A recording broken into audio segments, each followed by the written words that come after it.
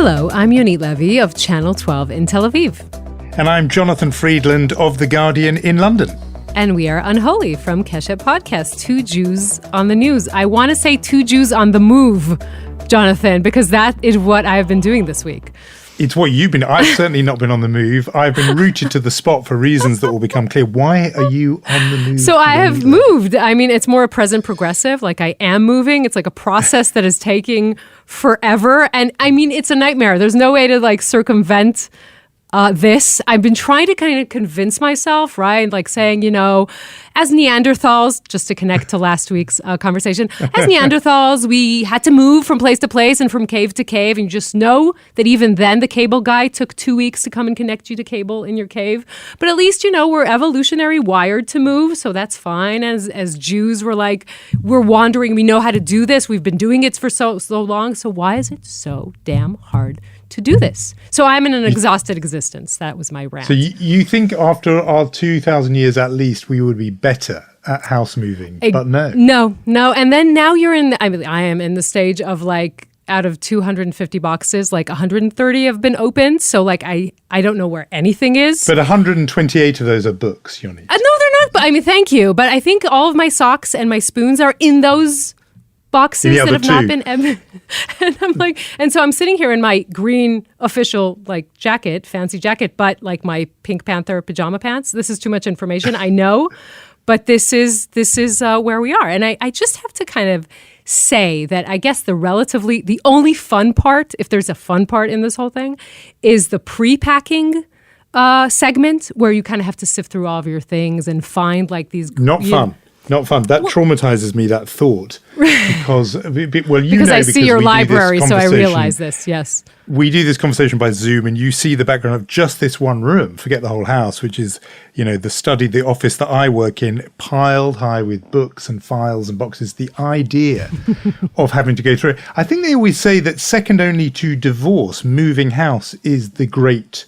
And sometimes what you just mentioned, moving can cause what you just mentioned. They're all connected, these stressful life events. They can be cause and effect. Now, but what listeners are going to want to know, I suspect, is we know that you live in Tel Aviv. Are you moving away from Tel Aviv? No, I'm moving like very, very near my my former house, which is becoming a demolition site.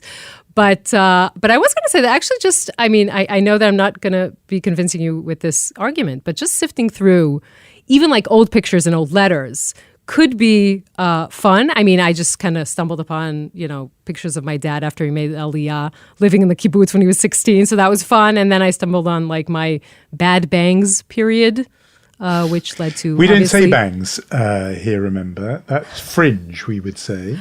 So they were bad. Anyway, they were bad, okay? And that led to like bad boyfriend part and, you know, all kinds of things. And then I found a MAGA hat. Make America Great Again. Yes, and I walked over to the man I married, and I asked him, you know, I assume you might know this tone, Jonathan. It's kind of inquisitive, but a little bit accusatory. And you're like, where did you get this? And he said, you bought it for me.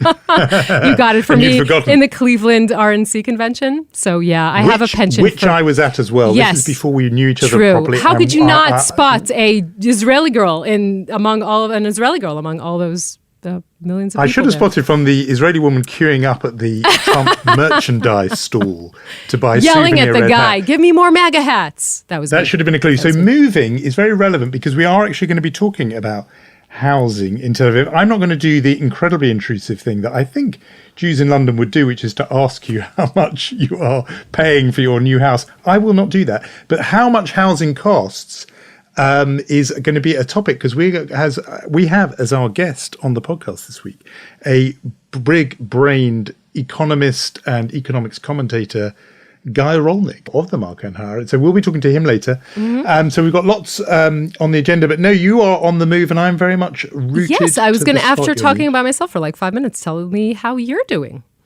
Well, I'm doing well. I there was a brief period in between editions of Unholy where if you had spoken with me, you'd have heard me sounding elated, if not ecstatic, because I have delivered the second and almost final draft of a book that I've been working on For a very, very long time. Well, it feels a very long time. I mean, I've been writing it more or less since the birth of Unholy. I started the actual writing in February. But which do you love more? But I've been working on it for a whole chunk of 2020 as well. And my life has been completely kind of immersed in this book project. And so there was this elation as delivering it. As you speak to me now, I'm now doing little fine-tuning edits, so I'm less ecstatic and elated. But there was a brief, beautiful sort of 72 hours of relief. I was going to say, I think it lasted for 5 minutes. But no, because, of course, 11 books is not enough. So tell us about your 12th book. Tell me a little bit of what, now we can tell the world a little about what it's about. Well, we can tell. I've been very sort of guarded about it and private about it, but it's a non-fiction book, so it's under my own name. It's not under my alter ego, Sam Bourne, who writes the novels in this household. It is instead by me, and it is non-fiction. It is going to be called The Escape Artist, and it is the life of the first and one of only 4 Jews who ever broke out of Auschwitz. And I know that some people are wary of Auschwitz stories because there have been quite a few of them. I think, and in a way I shared some of that wariness, but this one absolutely broke through to me. And it's a story I've carried around with me for a long time, since I was 19 years old, Wow. in fact, when I saw the subject of this book in Claude Lanzmann's film Shoah. His name is Rudolf Verber, and it struck me then as just the most extraordinary story. And it came sort of roaring back into my mind in the last 2 or 3 years because of what he then did when he got out, which is and the motive for getting out was very much to tell the world what was happening in Auschwitz. And he was obsessed by the idea of facts and truth and how important that was. I'm not going to ask you to tell everything, obviously, but when did he get out? Can you? He made his escape, and get this, on the escape took almost 3 days for a complicated reason, which the book explains, but it began on April the 7th, 1944. Wow. And before I had read this, I sort of, something like an instinct, I had a little look on the calendar, and sure enough, the night he broke for freedom was the first night of Pesach. Wow. It was the Seder night. Now, he didn't know that. He and the other man, there were 2 of them, Fred Wetzler and Rudolf Verber, escaped. And he himself, Verber, didn't know for 50 years that had actually been the Seder night, the night where Jews commemorate escaping bondage and slavery and seeking freedom. That was the night he began his escape from Auschwitz. And this is extraordinary because you say that you stumbled upon this when you were 19, and just the pace of this living in your head for a long time and finally writing. I mean, I come from my profession is 60 seconds is a long time.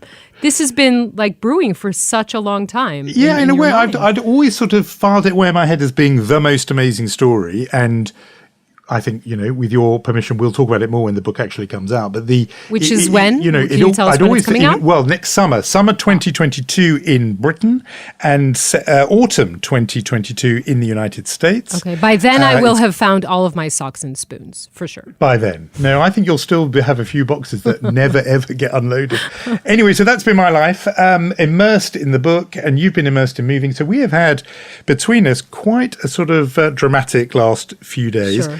Nevertheless, and I apologise in advance because I am so immersed that I am almost sort of slightly living in 1944 and obsessed by it. But I thought something caught my eye that I thought you and I would talk about this week because, touching on the similar subject. And it was 2 things that happened in the same week. The first was a survey that showed half of Britons do not know that 6 million Jews were murdered in the Holocaust, that they thought, at least less than a quarter thought that 2 million or fewer were killed, and just a deep level of ignorance about the whole period. Asked about the Kinder Transport, 76% said they did not know what that was, and so on. And there are studies like that in the United States often as well, where they ask people to name a single concentration camp, and people just can't. And it came in the same week that the new education secretary in this country, Nadim Zahawi, said that he thought every British school students should travel to Auschwitz to better understand the Holocaust and anti-Semitism. So it's not just me. This is something that people are thinking about in quite a major way this week. And so I thought it'd be interesting to hear what you think about that, because you're in a country where obviously most people do know about these events. Of course. I mean, in Israel, Shoah education, Holocaust education starts very, very early. And Holocaust Memorial Day, not the international one, January 27th, but the one we commemorate in Israel in May. There's a siren, there are memorial ceremonies. They talk with children from a very early age, like first grade. Obviously a very watered down version of the story, but still it's something very, very front and center in Israel's education.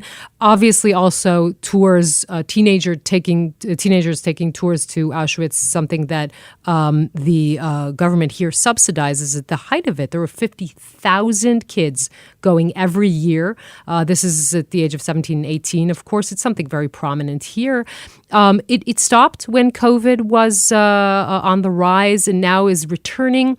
I have to say, though, that in the margins, you hear more and more principals at schools kind of concerned about this whole phenomenon. Now that you're mentioning the discussion in the UK, I think it's important. What a lot of principals are saying is that, actually, I don't know if there are a lot, but there are these voices that they're saying basically the kids that age are ill prepared to see the horrors up close. There have also been certain incidents, obviously kids that age being without their parents, some of them see it as a license to like go binge drinking and partying, which is not exactly, let's say, the original intentions of the trip. And of course, today the issue very much in Israel is how much with the Polish government, who, if not actually is denying history, was definitely distorting it beyond recognition. How much do you want to subsidize those kinds of tours? That's it. What age are the Israeli kids who go on this? 17 and 18. It's either 11th grade or 12th grade. So that's... So it's interesting because here there is a really laudable, wonderful organization called the Holocaust Education Trust, which sends over two people. The aim is to two students from every school in the country, but just two of roughly that age. And the idea is that they come back and then serve as ambassadors. They're obliged in return for the trip to do a talk to their fellow students and to raise awareness in their communities and so on. Absolutely admirable initiative, and maybe more realistic to go for two from every school, because often the one that's sort of self-selecting, so they get the two who are kind of focused and committed, rather than Nadim Zahawi's idea of having the whole student body, literally everybody, go. Nevertheless, I have some ambivalence about all of this, and I'm interested to know what you think about it. Well, I think the underlying question that really we should ask ourselves, and it's a sad one and it's a tragic one, but we need to ask it, is what happens when we live in a world where there won't be a first-person account anymore, being able to tell this story live, right, to people. So what do we do then? Do we continue to take these tours? Do we think about the way that we do it? Do we think maybe 16 or 17 or even 18 is... I hesitate to say this, maybe too early an age. And how do you actually go about, is it only tours to death camps and concentration camps? Do you do other things? Do you go to museums? Do you maybe have every class adopt a community that vanished in the Holocaust? There are all kinds of things that you should be doing, and not only in Israel, to focus on this and to not have it disappear. I really like some of those ideas. I think that the idea of adopting a community is great. And actually, with credit to the people who do these initiatives, I think some of them increasingly do focus on the world that was lost rather than just on the kind of process of killing. Now, the reason why I said I'm a bit ambivalent about it is partly because I did myself go on one of those trips aged 20. One of those big trips organized by, Jewish youth movements from around the world. And it was half and half, actually. It was, half Israeli, half diaspora people on it. And it was quite an interesting gap between. So I had two feelings about it. The first was I felt too young. Even at the time, age 20, I just felt unable to absorb the sheer moment and scale of experiencing it. And I remember thinking, I wish I had done this when I was ancient, like 50 or something, I'm now well past that mark. But I'm thinking it's the sort of thing you do towards, I remember thinking then, the end of your life rather than the beginning. But, when you've seen a lot of life is when you should go, is what I felt at the time. And I then didn't go back for many, many years, not until professionally as a reporter for The Guardian, I went back for the 70th anniversary of the liberation. So, 6 or 7 years ago. But then the other... So that was one part of it. And the other part of it, what I was just going to say about ambivalence was I did have a bit of a problem, frankly, with how some of my Israeli counterparts did respond to being there. What do you mean? Well, there was a group of them who went with the Israeli flag draped over their shoulders as they walked around the site. And at the time, it struck me as being kind of triumphalist. It was sort of, look, we defied Hitler and those who would have killed us. We are back. We're here, we're strong. I think a few of them were sort of singing anthems and stuff. It just wasn't what I felt at the time.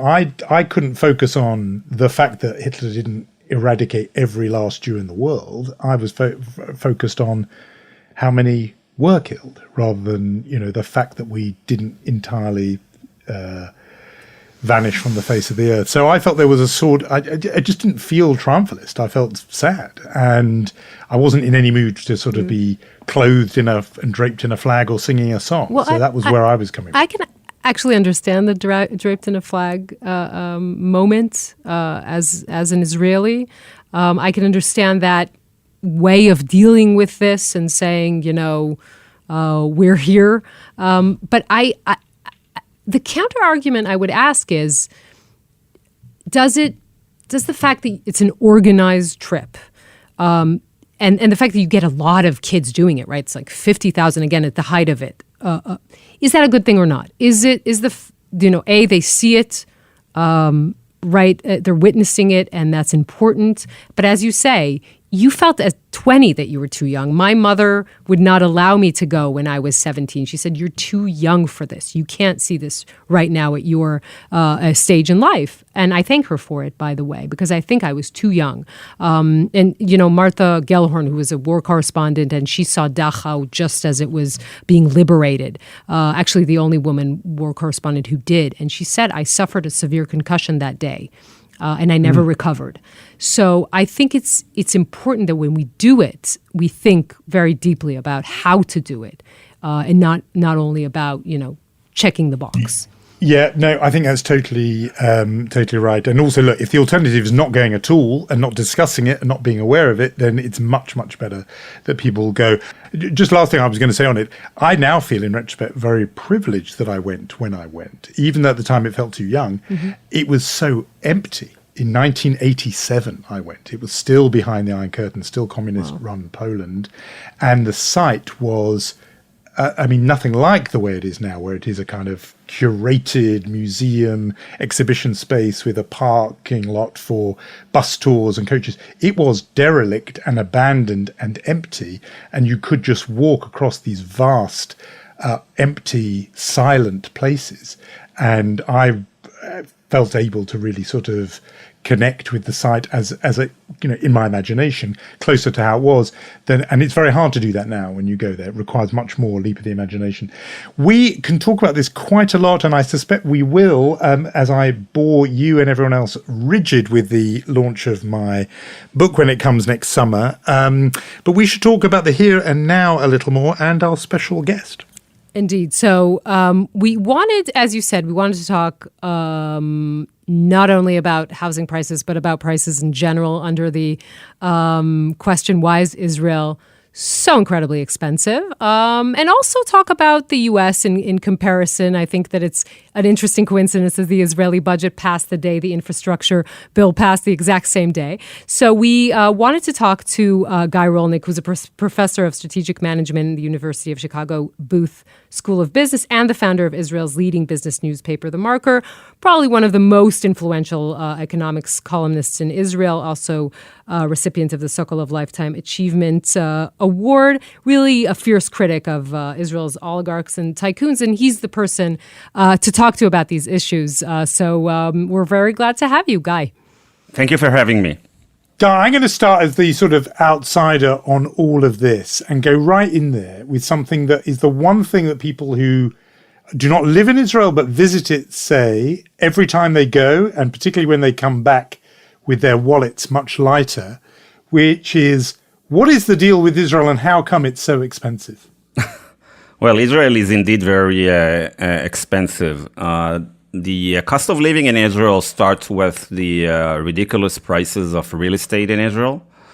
Then it moves to restaurants in Israel that are expensive, and the food in Israel that is expensive. And I think that's enough to get tourists to be very much, disappointed with that part of their visit to Israel. Yes, this is real numbers. Yeah, I mean, this is a statistic from 2019, so I'm sure it got worse. But the Central Bureau of Statistics here said you'd need to buy an average apartment with an average paycheck. You'd need 153 paychecks, which means essentially 12 years. I mean, this is insane. And the question is, we're a country living basically on a metaphoric volcano. Why is it so expensive to live here? So first of all, yes, these are the numbers. So the ratio between the median cost of an apartment in Israel and the median salary is probably the highest in the world today. The Israel rise or bubble of real estate prices started like 12 years ago. And now we are probably faring worse when it comes to the ability to buy an apartment. I believe that a 5-bedroom or 4-bedroom apartment in Tel Aviv is something like $2 million today. So Tel Aviv prices are not very far from London and from Manhattan. I want to zoom out for a second because I think that it's important to say that you're one of the first people in Israel to say basically that the lines that define us are not, what we've thought all these years. It's not left and right, and it's not religious and secular. And it's not even the ethnic lines. It's about money and it's about power. And the people who have money and power, don't really care that we know what they're doing, so they like the fact that we're dealing with and everything else. Am I accurately phrasing what you've been saying in general? Israeli politics stopped, I don't know if it's 10 years ago or 15 years ago, stopped being about the Palestinian issues, and the reign of Netanyahu masked this change because he was such a polarizing figure. But now, actually, that Netanyahu is gone, it's clear that the wedge in Israeli electorate is not the Palestinian issue or the right and left or this two-state solution. For decades, politicians in the center and the left in Israel told their base that Israeli economic problems and challenges are rooted in the occupation or the peace process. Mm-hmm. That wasn't true, of course. The occupation is a huge humanitarian, cultural, and societal problem. It's not an economic one. But now it's clear that it has little influence on the economics of Israel and the economic policies of Israel. It does have little influence, Guy. I mean, obviously, prioritizing the settlements, defense budget, that all has to have some effect. Not really, because it is nothing to do with the occupation. This has to do with the fact that this is the most powerful special interest group in Israel, the military. Now, take a look at the last budget that was passed 2 weeks ago. So we have Bennett and Horowitz, Yamina and Labor. These parties told us for years that their politics and policies in economics are so different. And you can see that they found it very easy to reconcile all their differences. The debate on the budget in the last months or 2 months was minimal. And actually, the only people that were screaming were some special interests that were slapped with reforms, like introducing competition in cosmetics or introduction of a soda tax.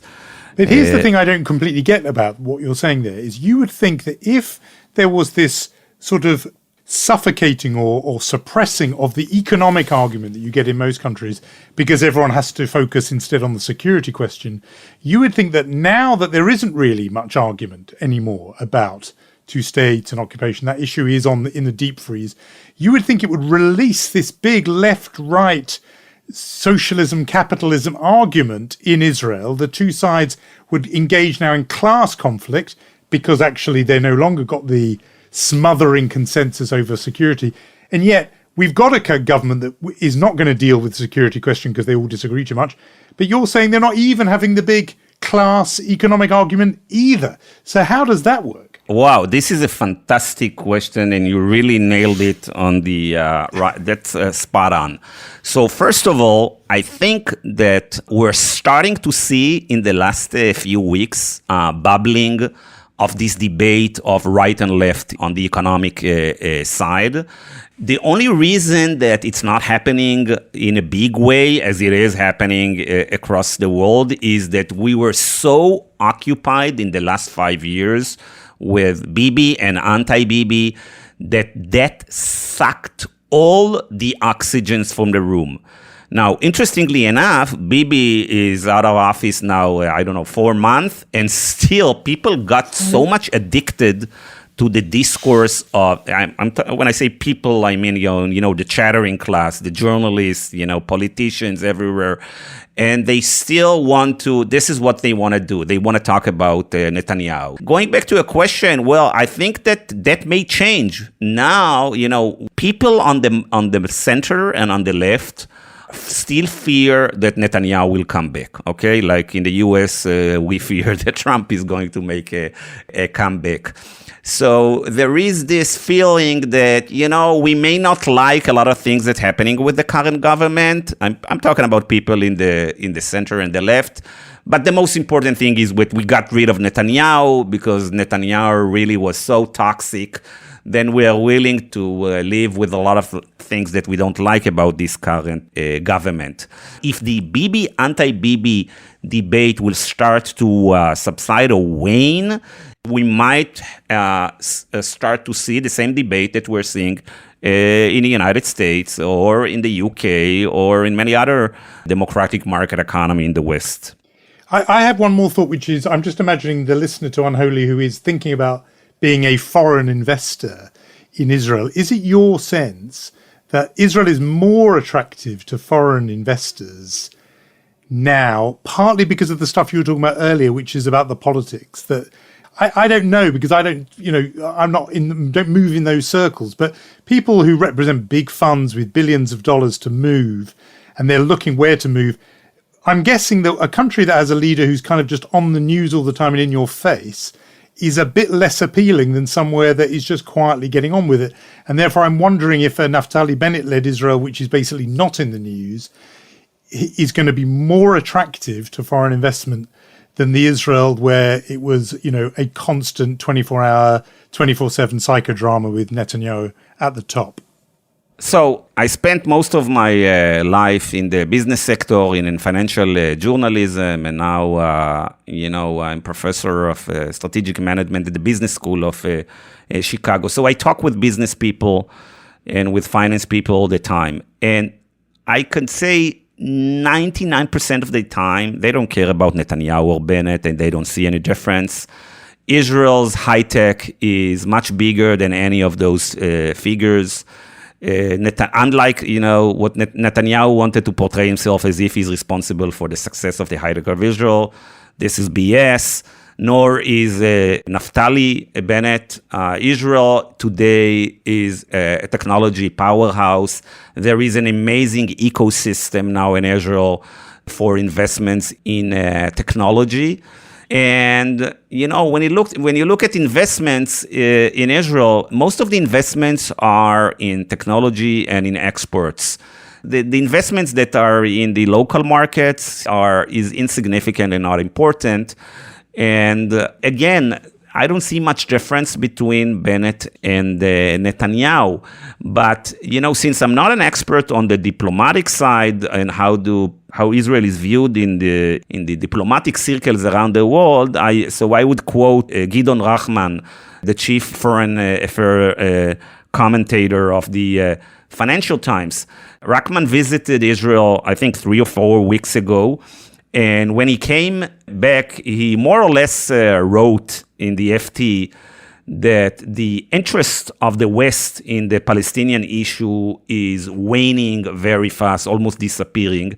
And he quoted a diplomat saying that 15 years ago, diplomacy with Israel was 80% Palestinian, 20% other things. Now it's 20% Palestinian, 80% other things. And when it comes to the investments in economics, it's probably Palestinians are 1% of the story, and Bibi is also, 2% of the story. Israel is a rich country. We carry a huge trade balance surplus and a big current account surplus. Israel is awash with foreign investments, with dollars, and this is, of course, why the shekel is one of the strongest currencies in the world.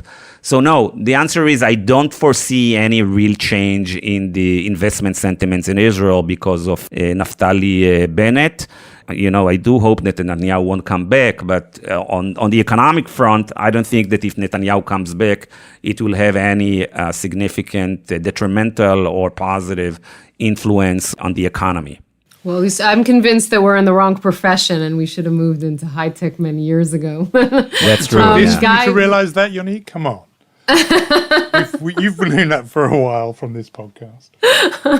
Guy, thank you so much. It was such an eye-opener, and we really love talking to you. We've been waiting to do it for a while, and we finally found an excuse, so we're so glad to talk to you today. Thank you for having me.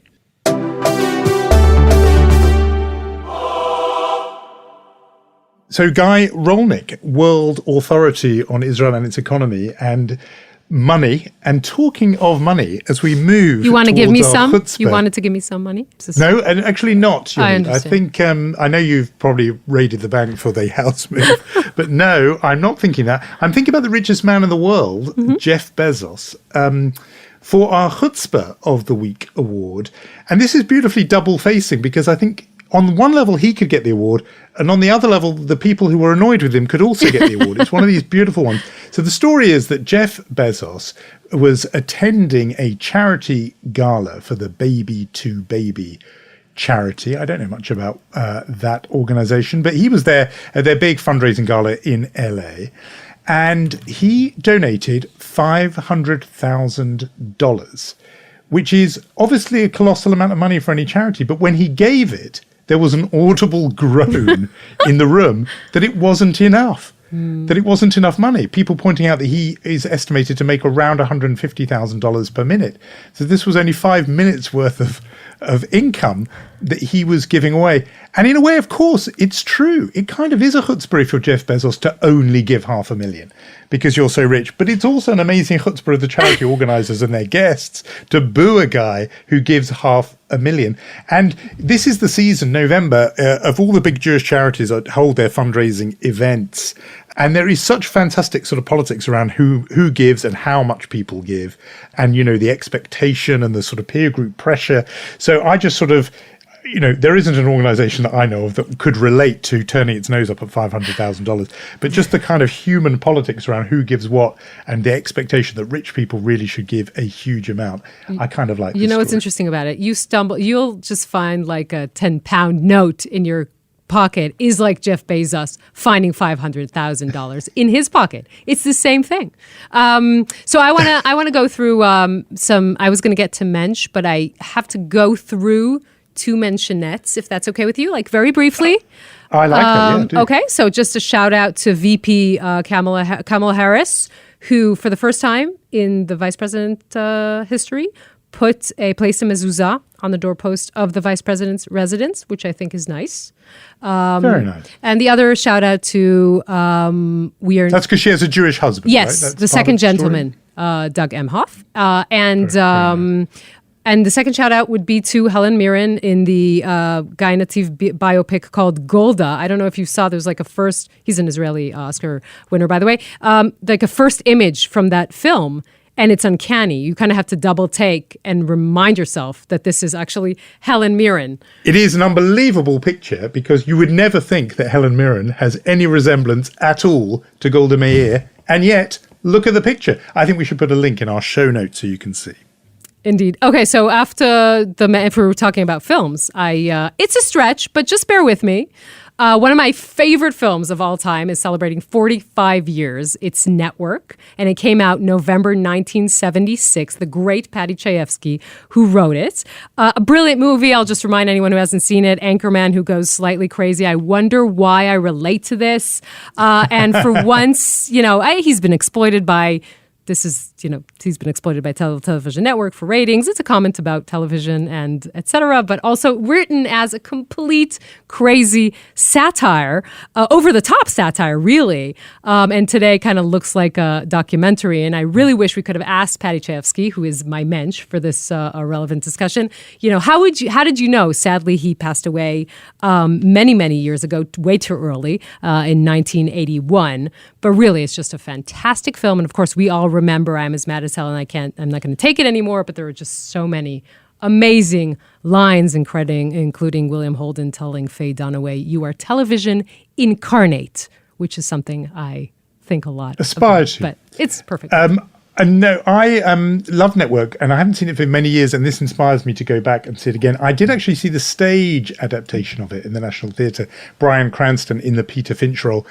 And I have to say, I didn't love it as much as I was expecting to. I thought I would love it. And so it makes me want to go back to the film.